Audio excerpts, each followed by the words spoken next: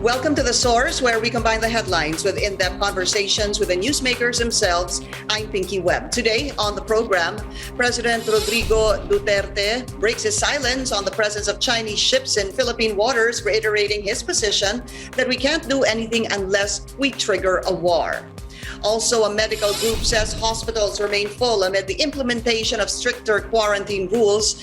How is the government faring in its COVID-19 response? And later, a senator says the rise of community pantries is a desperate call for help. Senator Philippine Lacson joins us live.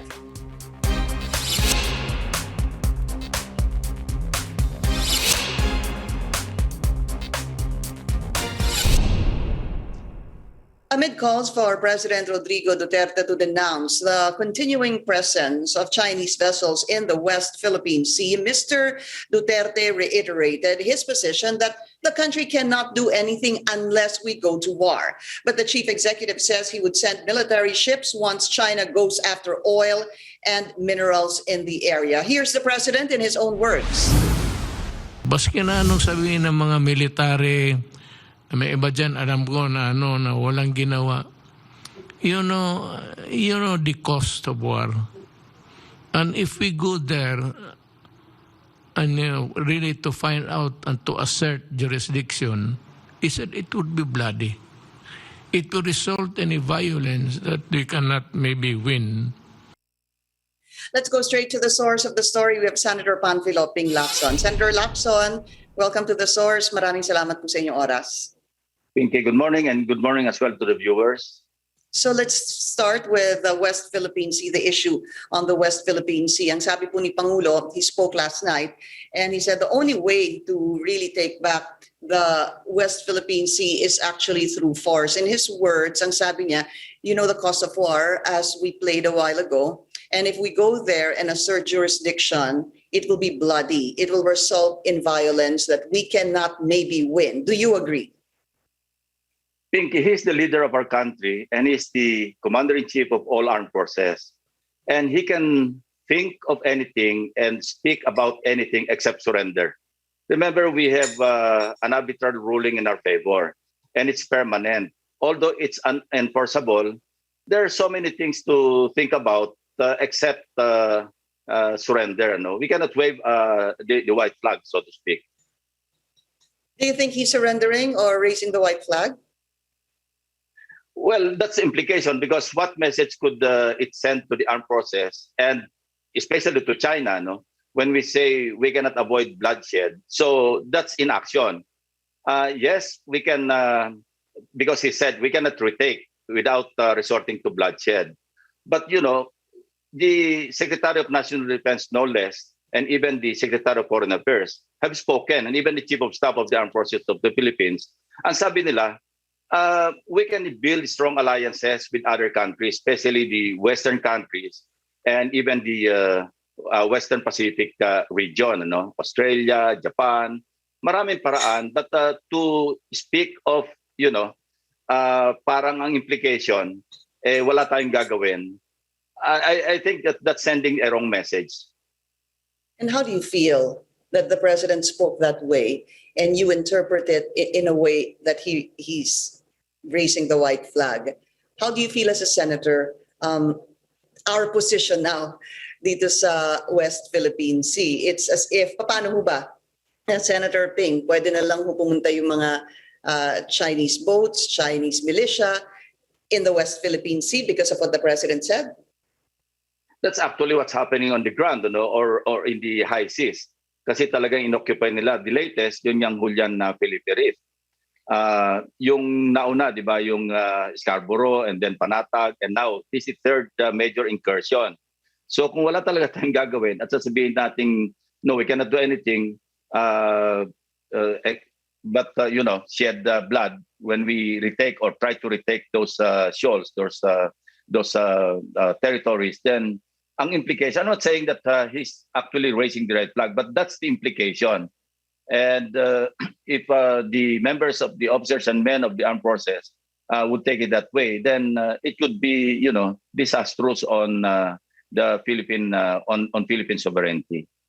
So let's talk about that. He's accepting the current setup, sabi po ni Pangulo. Sabi niya, the West Philippine Sea is ours, and China says it's Yeah. actually theirs.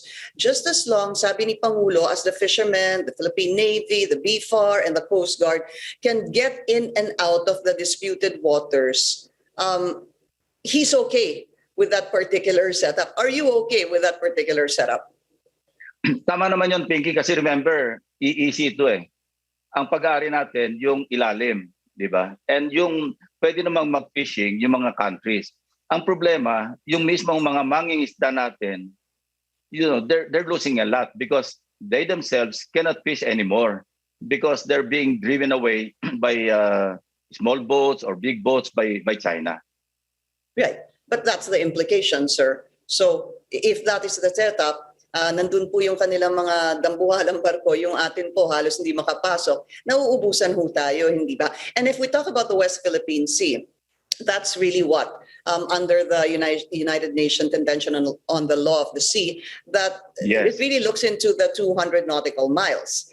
For example, let's just put the situation here in place. Doon po sa Julian Felipe Reef, China was saying that it's traditional fishing. But hindi ho ba, dahil nandun po yun, bahagi po yun ng ating exclusive economic zone, hindi ho ba dapat tayo lang ang pwedeng mangisda doon sa lugar na yon? Well, exclusive economic zone, ano? Ang ibig sabihin, underneath the water, sa atin yun eh, yung mga resources. And that would include yung corals, yung fish, yung mga taklobo, and everything else, ano? So kung isusurrender natin yon and we just allow the Chinese to just drive away our fishermen, hindi naman natin din pinagbabawalan na mangisda rin yung mga ibang neighboring countries. Di ba? Parang common fishing ground yan eh. But to allow our fishermen to lose the right or the right to fish in those waters, yun ang problema. Yung Mutual Defense Treaty, Senator Lacson, ang sabi po ni Pangulo, that only covers the Philippines being protected by the US if the Philippines is being attacked. However, he says it does not cover if the Philippines is actually the one who initiates a war. Tama ho ba to? Is that the correct interpretation under the Mutual Defense Treaty? Yes, tama yun. Kasi any attack on a vessel, government vessel, on either party, the United States or the Philippines, deemed as an attack on the other party. Yun ang implication ng Mutual Defense Treaty. And the United States, they're more than willing to really assist by way of maintaining the balance of power. Yun lang naman ang hinihingi natin to avoid war, because we cannot really afford a third world war. On a massive scale. So maraming paraan at maraming pwedeng isipin paraan. Pero coming from the Commander-in-Chief himself na we cannot do anything, we cannot retake because without resorting to bloodshed, para may mga implications yung sinasabi ko doon sa kanyang statement, being the leader of the country. So it could what send the wrong message. That's what I'm saying. Okay, but what should we do? I mean, when you look at it, are diplomatic protests enough? Sending the Navy, sending BR boats, and also the Coast Guard. Do you think that is enough? Well, yung diplomatic protest, Pinky, is just a point of information. It has gone yung resulta ng mga diplomatic protest natin, inignore naman ng China. So we could think of some other means to protect our waters. Isa na nga yun because we have international agreements with other countries and we can build stronger alliances with those countries, even those not covered by international agreements. Like yung mga potential or mga traditional na allies natin. Japan, for example, is a natural ally because meron ding issue with China in Japan. And I heard that the United States and Japan have already expressed their willingness to build much stronger alliances with the Philippines. So let's work along that line.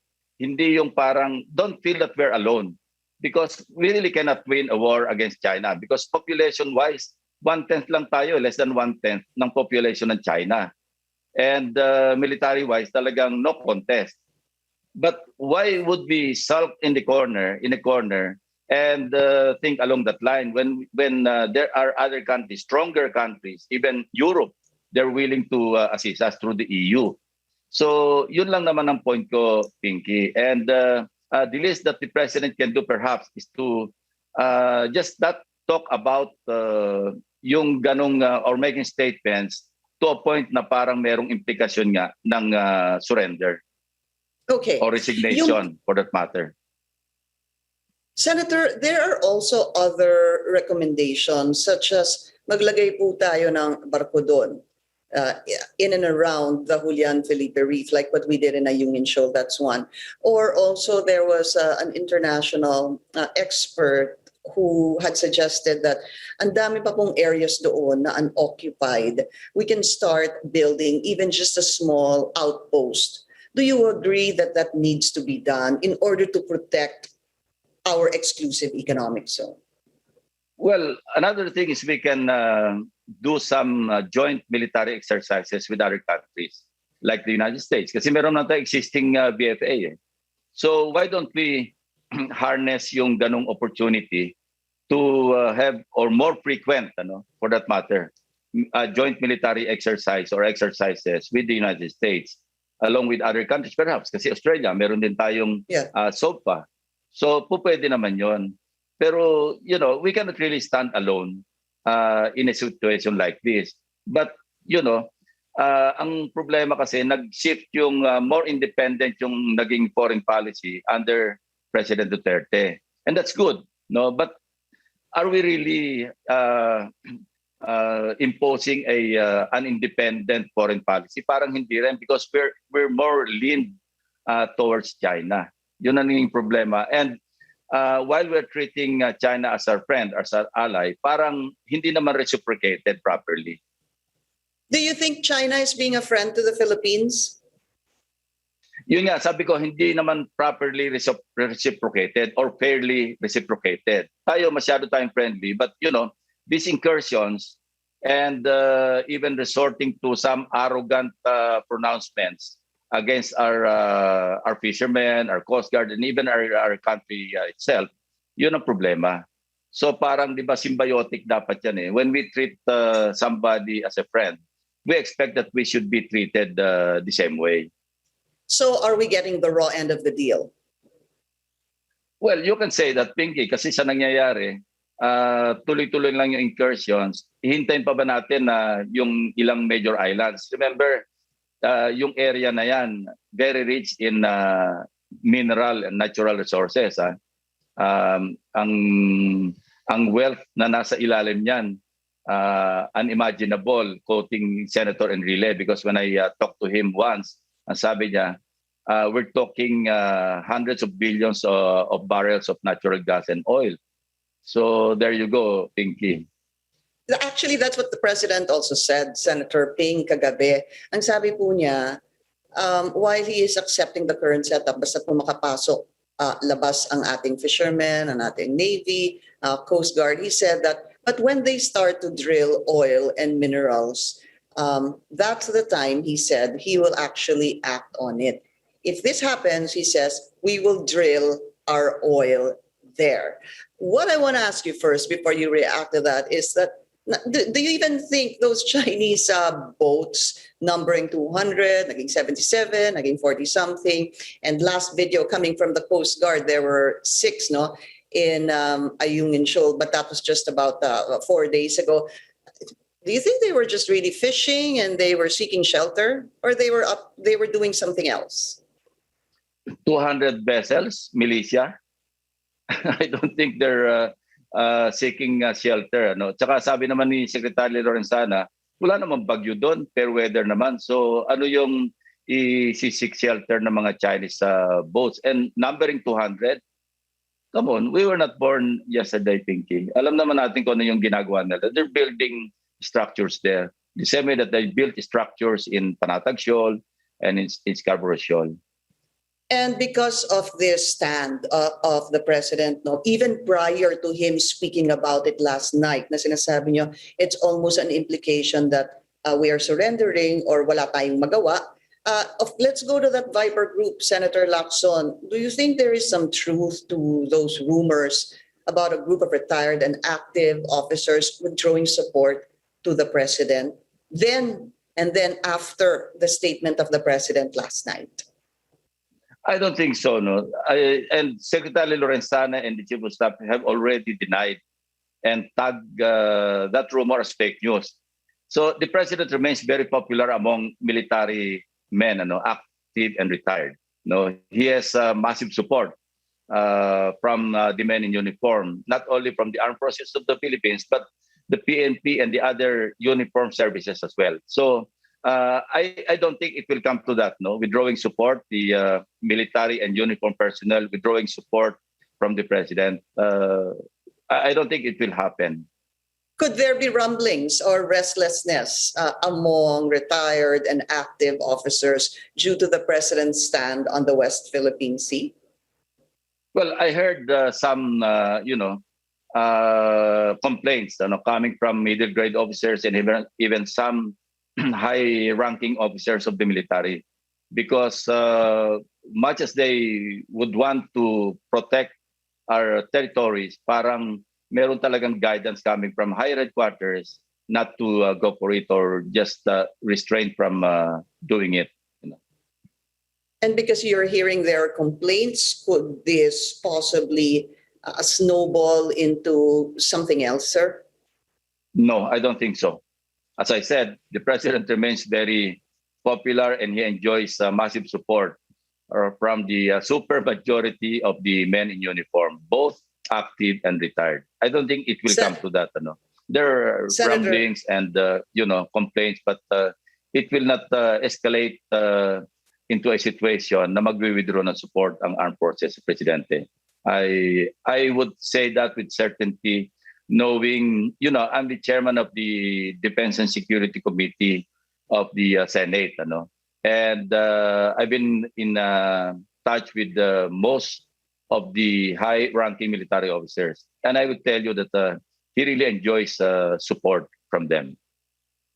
Senator Panfilo Ping Lacson, we need to take a very short break. The Source will be right back.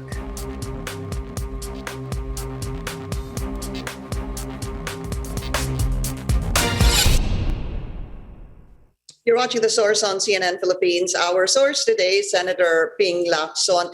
Just quickly, sir, I wanted to talk about the community pantry because I do know that you also tweeted about this. But before we go to your tweet, I wanted to get your reaction first na yung pong sa Maginhawa, where it all started, si Ana Patricia Noon, she suspended the operations today.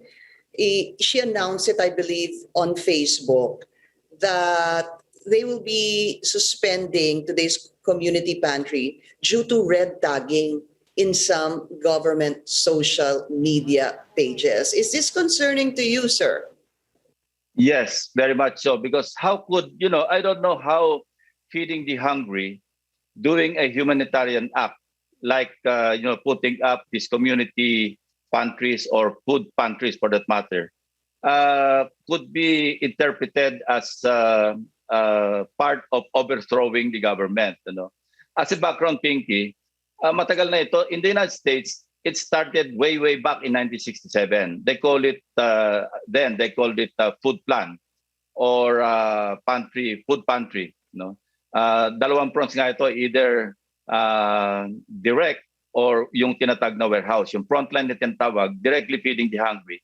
And yung warehouse, providing parang siya yung wholesaler na hindi naman binibenta, but of course supplying the frontline pantries. And I cannot see, or I still would like to find an explanation for that statement because I read about it na resorting to communism. The only similarities between community pantries and communism are the first 7 letters, communi. Aside from the 7 letters, wala akong makitang similarity because these are purely humanitarian acts from some of our countrymen who wanted to, whether they're subliminally relaying a message to government that they should do better than what they're doing in addressing the pandemic. Hindi ba dapat encourage pa nga natin instead of, as you said, red tag them? So what do you think is happening? Because there are reports, Senator Ping, na may ilang mga pulis na pumupunta doon sa community pantry itself. And they're asking sino sila, which organization they belong to. I think pati cellphone numbers are hinihingi.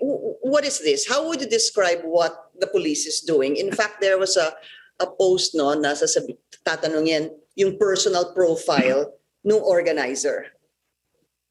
Hindi absent any solid proof na infiltrated or may inclination na mag-destabilize yung community pantries. I think it's ill-advised, even deplorable, that police officers would suspect these people of engaging in destabilization. No, kasi kitang-kita naman nag-mushroom na nga, nag-sprout na nga eh. The only possible explanation is, and ito rin yung naging concern sa other countries. Hindi lang naman US ito eh. India, Japan, Hong Kong, maraming mga Asian countries na gumaya at naging popular ito in the 1980s. Pero naging concern, parang nagiging competition sa government pagdating sa welfare provision. Parang natetreten yung government na yung impression nagiging inutil or hindi nagke-care more than these people would care for yung kapwa nila sa community. So that's the only possible explanation for quote-unquote threatening the community pantry organizers na infiltrated or sabi mo nga i-red tag. I think that should stop. And government should encourage some more. Of course, there are health protocols that should be followed. Pero dapat payagan natin, ito na nga naging problema natin, yung shortcomings natin from the very start. Parang over-regulation yung pag-handle natin ng pandemic. Yung private sector want to help or wanted to help, and even the local government units, but national government keeps on issuing too many regulations to a point na stunted na yung efforts ng private sector and even the local government units. And Senator, what would you like to say to those organizers? Maybe let's start with yun nga si Ana Patricia noon na sinuspend nga dahil nga para na rin daw sa for their own protection. And maybe some will continue. Maybe yung iba din ho might have to take a step back. What would you like to say to them, sir? Well, they should not be discouraged, and people in the community should rally behind them, and they should be supported.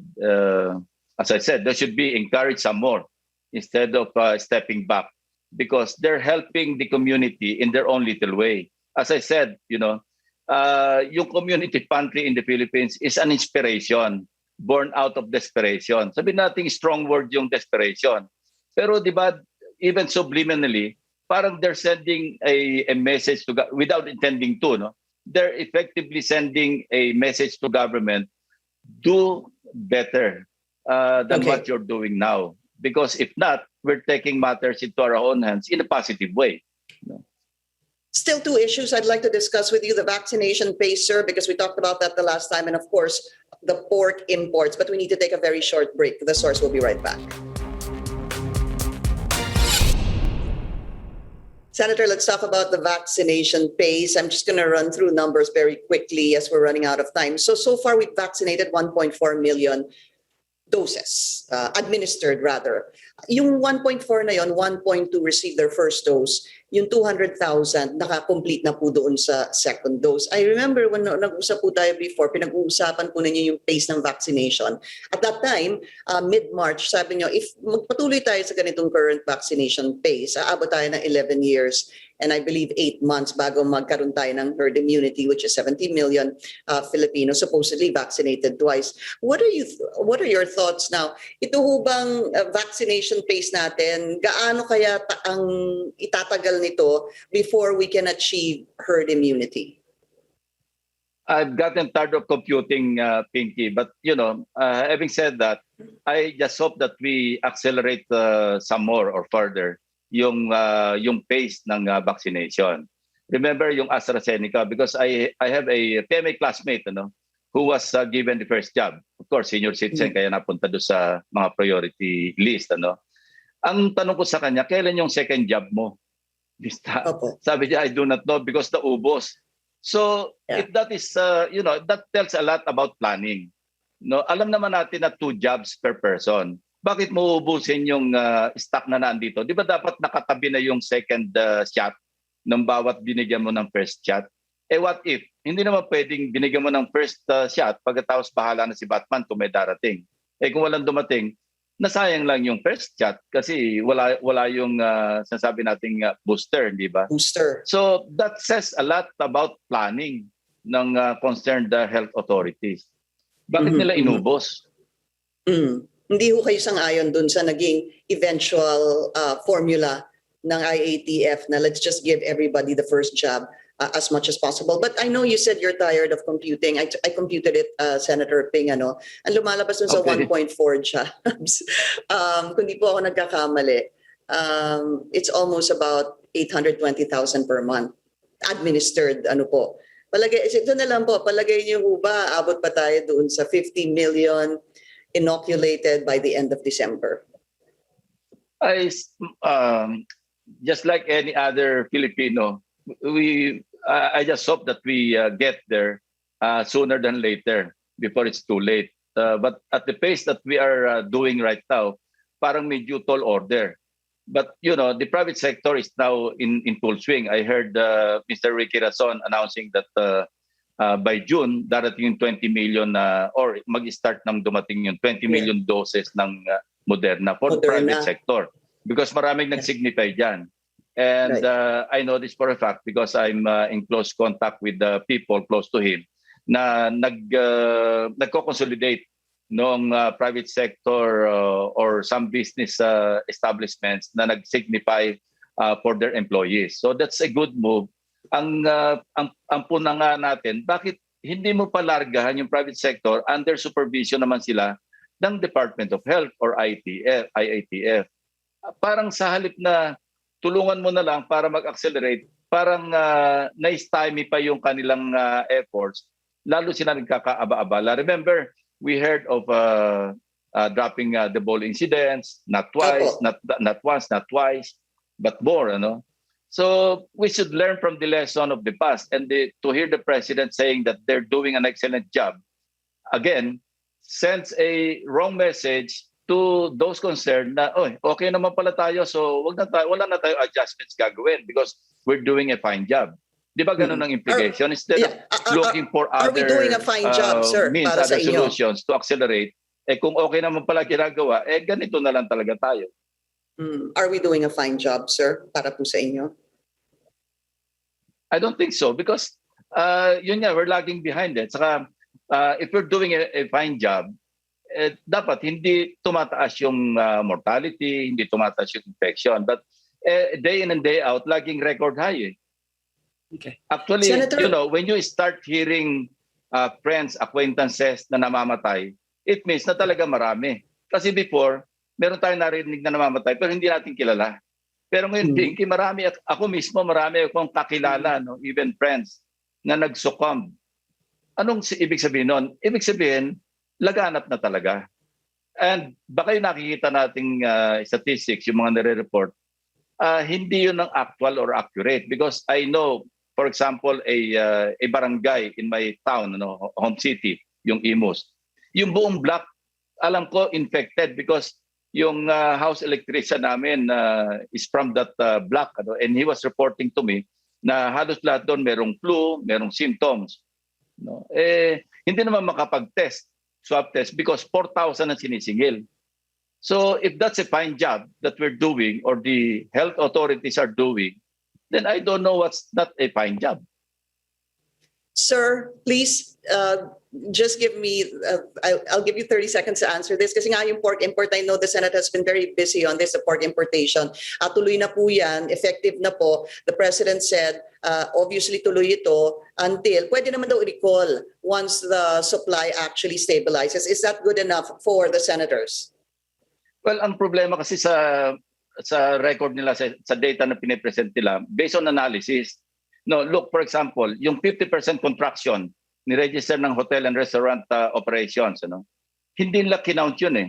Ang sabi nila, kailangan nila ng 380 plus thousand metric tons. Kaya umabot ng 400,000 metric tons yung kailangang itaas yung MAV. Ano?